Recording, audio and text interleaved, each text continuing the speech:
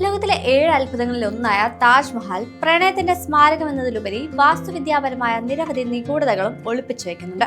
മനോഹരമായ മാർബിൾ കുംഭഗോപുരത്തിന് താഴെ പതിറ്റാണ്ടുകളായി അടഞ്ഞുകിടക്കുന്ന 20-ലധികം ഭൂഗർഭ അറകളാണുള്ളത്. നിധികളോ രഹസ്യ ശവകുടീരങ്ങളോ ഒളിപ്പിച്ചു വെച്ച ഈ അറകൾ എന്തിനാണ് പൂട്ടിയിട്ടിരിക്കുന്നത് എന്ന ചോദ്യത്തിന് വിദഗ്ധർ വിശദീകരണം നൽകുന്നുണ്ട്. മാർബിളിനടിയിലെ രാജകീയ വിശ്രമകേന്ദ്രം. മുഗൾ ചക്രവർത്തി ഷാജഹാൻ തന്റെ പത്നി മുംതാസ് മഹലിനായി നിർമ്മിച്ച ഈ സൗധത്തിൽ തഹ്ഖാന എന്നറിയപ്പെടുന്ന ഒരു ഭൂഗർഭ മുറിയുടെ ശൃംഖല തന്നെയുണ്ട്.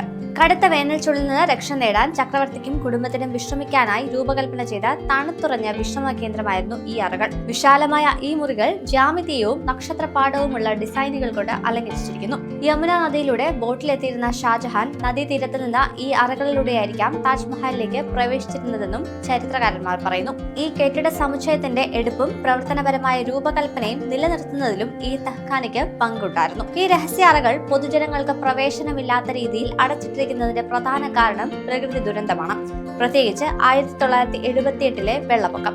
1978-ൽ യമുനാ നദി കരകവിഞ്ഞൊഴുകിയപ്പോൾ ഭൂഗർഭ അറകളിൽ ചെളി അടിയുകയും ഘടനാപരമായ വിള്ളലുകൾ ഉണ്ടാവുകയും ചെയ്തു.